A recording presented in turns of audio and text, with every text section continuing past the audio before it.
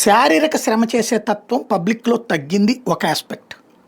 దానికి కారణం విలాసవంతమైన వినోదవంతమైనటువంటి అవకాశాలు. లైక్ ఇదివరకటి రోజుల్లో సినిమాకి వెళ్ళడమే వినోదం. మా చిన్నప్పుడైతే మాకు ఆ సినిమా వెళ్ళడం అనేది రేర్. ఆడుకోవడమే వినోదం.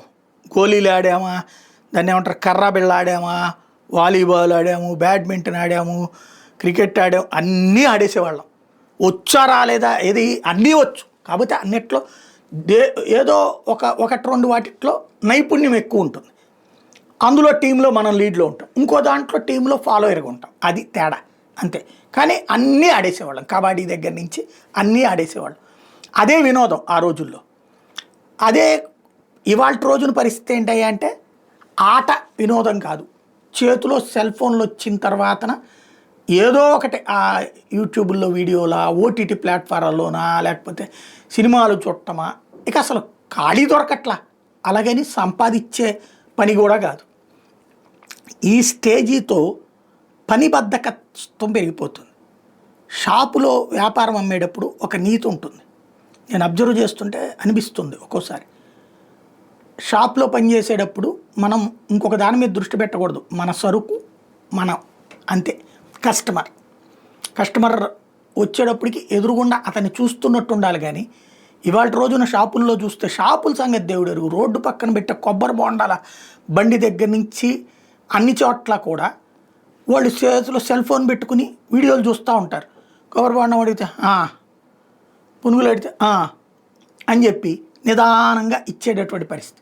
ఎక్కడో కొంతమంది సిన్సియర్గా చేసేవాళ్ళు ఉంటారు. 70% మంది అయితే ఇట్ట తయారైపోతున్నారు. వీటన్నిటి ఇంపాక్ట్తో పాటుగా గతంతో పోల్చుకుంటే ఎవరైతే ఇదివరకు ఈ వృత్తి పనులు చేసే వాళ్ళ పట్ల మనం సమాజం చులకనగా చూడటం చేస్తొచ్చింది దశాబ్దాల తరబడి.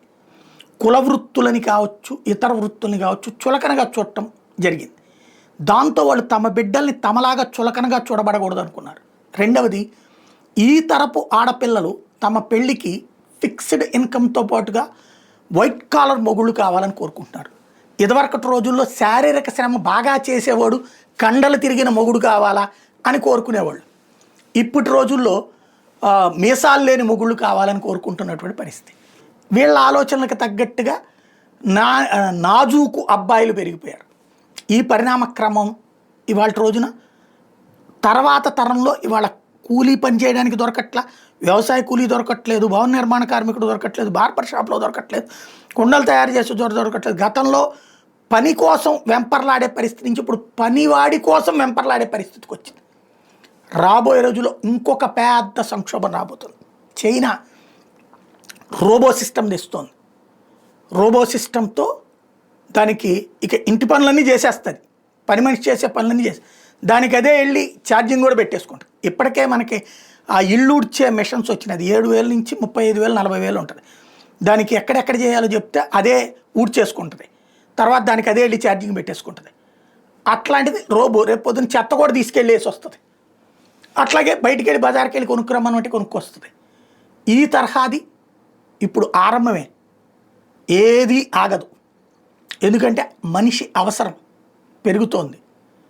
ఖచ్చితంగా ఇవి పెరిగి పెద్ద అయితే ఇది జరిగితే ప్రమాదం ఏంటంటే మనుషులకి ఉన్నవాడికి ఉపాధి ఉండదు. అదే సందర్భంలో డబ్బు ఉన్నవాడు మాత్రమే బ్రతకగలుగుతాడు. పేదవాడికి నానా తిప్పలు పడాల్సి వస్తుంది. చాలా ప్రమాదకరమైన అడుగులు ప్రపంచం వేస్తోంది.